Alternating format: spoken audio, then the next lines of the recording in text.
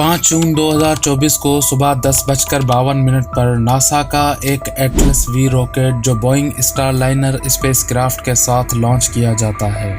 ये मिशन एक इंतहाई अहम ह्यूमन मिशन था जो ISS यानी इंटरनेशनल स्पेस स्टेशन की तरफ जा रहा था। 2 एस्ट्रोनॉट्स बेरी ई विल्मोर और सुनीता विलियम्स ISS मिशन का हिस्सा थे और उनका प्लान था कि 8 दिन ISS पर गुजार के 14 जून को अमेरिकन साउथ वेस्ट में सेफली लैंड करें। लेकिन जब स्टारलाइनर ISS के करीब पहुंचा तो अचानक कैप्सूल के 5 AFT फेसिंग थ्रस्टर्स ने काम करना छोड़ दिया। जो एस्ट्रोनॉट 8 दिन बाद वापस लौटने थे वो अब 3 महीनों से ज़्यादा स्पेस में फंस गए हैं। अब सवाल यह है कि क्या नासा इन एस्ट्रोनॉट्स को वापस ज़मीन पर लाने में कामयाब हो पाएगा या नहीं। अस्सलाम वालेकुम and welcome to my channel Infoweb. Boeing company दुनिया भर में commercial aeroplanes, military aircrafts, satellites और स्पेस एक्सप्लोरेशन सिस्टम्स बनाती है। खास तौर पर यह कंपनी जेटलाइनर्स बनाने के लिए जानी जाती है।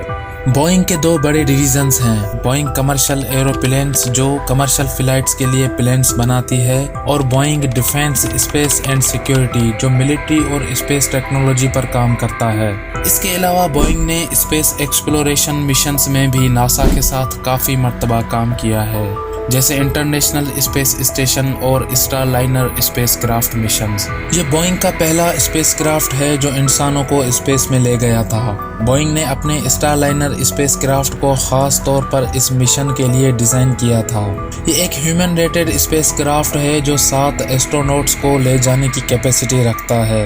ये स्पेसक्राफ्ट नासा के कमर्शियल क्रू प्रोग्राम का हिस्सा है जिसका मकसद नासा के लिए एक अल्टरनेटिव राइड ISS तक प्रोवाइड करना था। स्टारलाइनर को बोइंग के एटलस वी रॉकेट के जरिए लॉन्च किया गया था, लेकिन बदकिस्मती से इसमें ऐसी फनी खराबियां आ गईं कि ये वापस क्रू के साथ अर्थ पर लैंड न कर सका।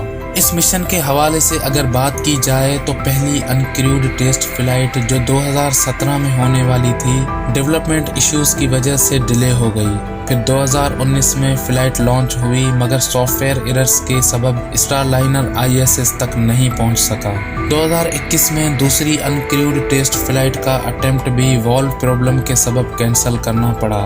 अगस्त 2023 में बोइंग ने अनाउंस किया कि तीसरी फ्लाइट जो पहली क्रूड फ्लाइट होगी अब मार्च 2024 तक डिले हो चुकी है।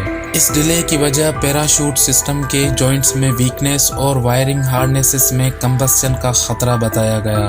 बोइंग ने इस दौरान कई इन्वेस्टिगेशंस किए और कुछ एडिशनल टेस्ट्स भी कंडक्ट किए ताकि अगले फ्लाइट टेस्ट को सक्सेसफुली अप्रूव किया जा सके।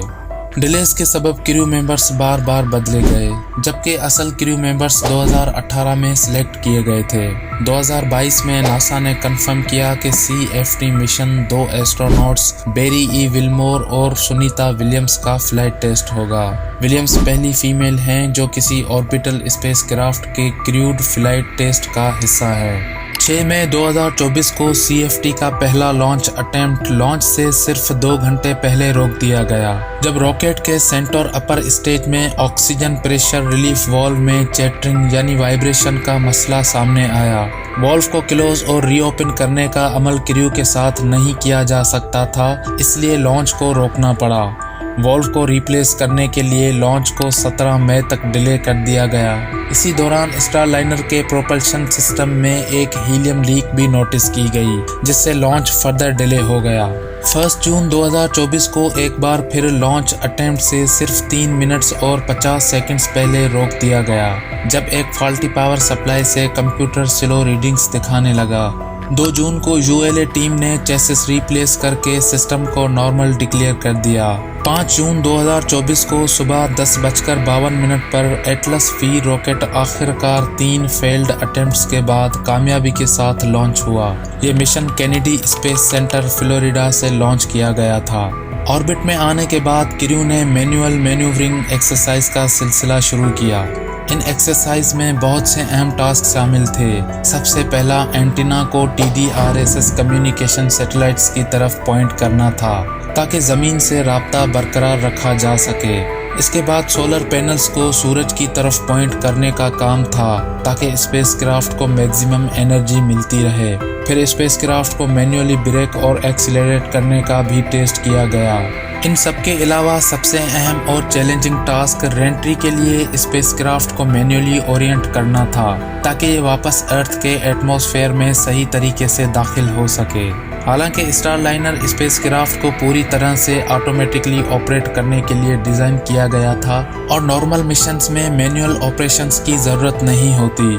इन एक्सपेरिमेंट्स ने यह साबित कर दिया कि क्रू इमरजेंसी के दौरान स्पेसक्राफ्ट में कई अहम फंक्शंस को सक्सेसफुली हैंडल कर सकता है। जब स्टारलाइनर इंटरनेशनल स्पेस स्टेशन के करीब पहुंचा, अचानक AFT फेसिंग थ्रस्टर्स ने काम करना बंद कर दिया। इसके नतीजे में स्पेसक्राफ्ट ने अपना 6DOF यानी 6 degrees of freedom attitude control खो दिया, जो स्पेसक्राफ्ट की ओरिएंटेशन के लिए ज़रूरी होता है। थ्रस्टर्स को वापस ऑपरेशनल बनाने के लिए एक सीरीज ऑफ रीसेट्स और हॉट फायर टेस्ट्स किए गए। इस दौरान क्रू ने स्पेसक्राफ्ट को मैन्युअली कंट्रोल करते हुए ISS के 200 मीटर कीप आउट जोन के बाहर होल्ड किया ताकि कोई रिस्क न हो। जब मिशन टीम्स ने थ्रस्टर्स के नॉर्मल ऑपरेशन को सक्सेसफुली वेरीफाई कर लिया, तब स्टारलाइनर को स्टेशन के साथ डॉक करने की इजाज़त मिली। ये मसला नया नहीं था। 2022 में अनक्रूड OFT-2 मिशन के दौरान भी यही प्रॉब्लम सामने आई थी।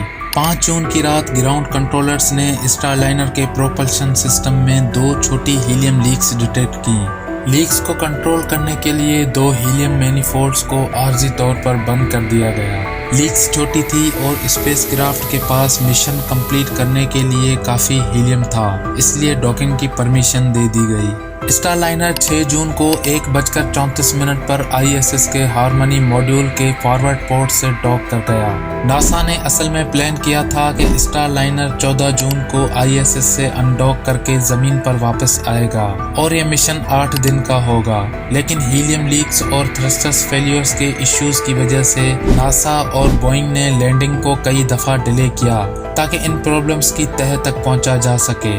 24 अगस्त 2024 को नासा ने फैसला किया कि स्टारलाइनर के जरिए विल्मोर और विलियम्स को जमीन पर वापस भेजना रिस्की होगा। इसकी बजाय वो 2025 में SpaceX क्रू 9 मिशन के जरिए वापस लाया जाएगा। ISS के पास सिर्फ 2 IDSS पोर्ट्स हैं, एक स्पेसक्राफ्ट को डॉक करने के लिए होता है और दूसरा इमरजेंसी के लिए यूज किया जाता है। क्रू 9 के डॉक करने से पहले स्टारलाइनर को अनडॉक करना जरूरी होगा।